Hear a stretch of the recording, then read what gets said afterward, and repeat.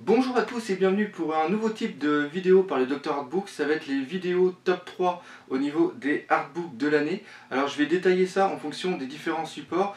Ce premier type sera sur les artbooks de jeux vidéo. Alors comme l'année dernière, je sais que ça avait pas mal plu, on arrive au niveau des fêtes de fin d'année. Peut-être que vous avez envie de faire plaisir à quelqu'un ou tout simplement vous faire plaisir. Donc je vais vous présenter mon petit top 3 et aussi à la fin un petit coffret. C'est parti donc pour le top 3 des artbooks de jeux vidéo. En troisième position de mon top 3, c'est l'histoire de Rayman. Je ne pouvais pas faire une sélection de artbooks de jeux vidéo sans parler bien sûr de Pixel Love. Donc l'histoire de Rayman, pourquoi?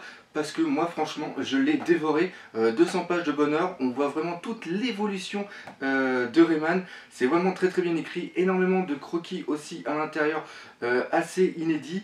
De toute façon je vous ai fait une petite critique vidéo à l'intérieur que vous pouvez retrouver bien sûr sur mon site. Donc en troisième position c'était l'histoire de Rayman.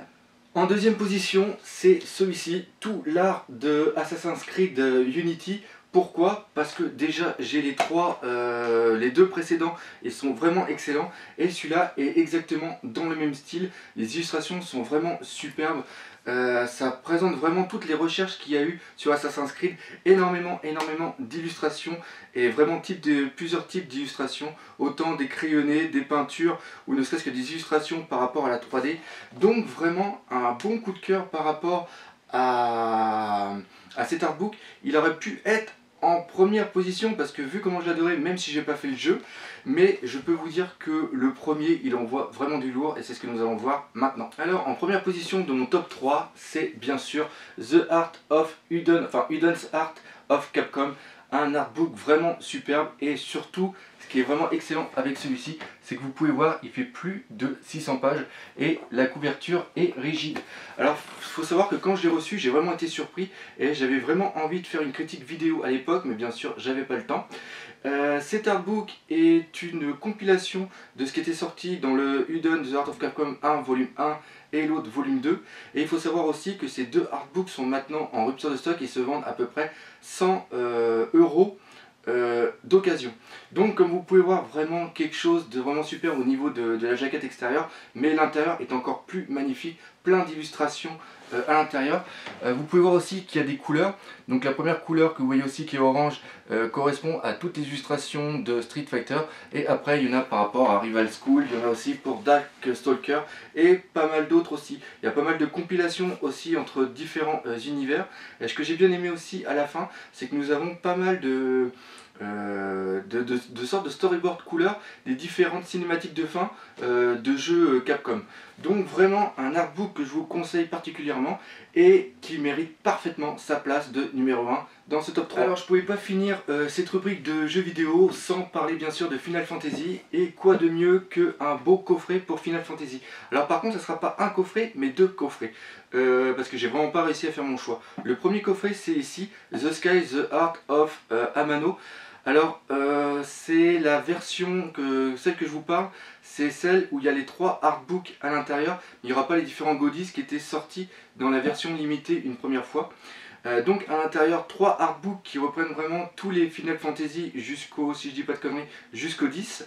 Et ça c'est vraiment pour ceux qui aiment, comment dire, l'âme de Final Fantasy, car Amano a vraiment donné son empreinte dans Final Fantasy.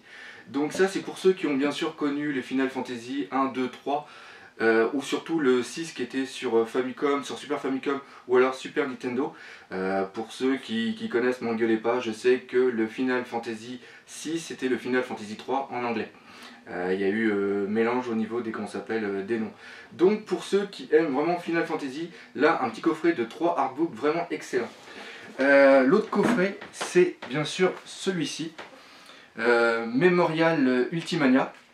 Ça c'est vraiment un artbook qui était sorti pour les 25 ans du jeu, et là-dedans nous n'allons pas trouver que des illustrations, nous allons vraiment trouver aussi tout ce qui est durant le jeu, c'est-à-dire nous allons trouver les cartes des différents jeux, les différents personnages, les différents crayonnés de recherche. Ça c'est plus une bible. Bon bien sûr c'est en japonais, c'est pas encore sorti en anglais ni en français, là je pense qu'il ne faut pas rêver, mais pour tout fan de Final Fantasy, c'est vraiment ce coffret que que je vous conseillerais parce qu'il y a un premier artbook qui correspond à tous les Final Fantasy qui ont été sur Nintendo, c'est-à-dire de Final Fantasy 1 jusqu'au 6. Après nous avons un deuxième artbook qui lui va plus correspondre à ceux qui ont été le 7, 8, 9. Et à la fin, celui-là avec le 10, le 11, et si je dis pas de conneries, c'est le 10, 11, 12, 13 et le 14. Vraiment à l'intérieur des crayonnés et des illustrations vraiment inédites, donc un bon coffret que l'on peut encore trouver sur le net avec les petits liens que je vais vous laisser sur le site. Donc voilà, c'est la fin maintenant de cette vidéo. J'espère que vous aurez bien apprécié et moi j'espère que j'aurai le temps de pouvoir faire toutes les autres vidéos de ces petits dossiers. Allez, à la prochaine vidéo. Salut!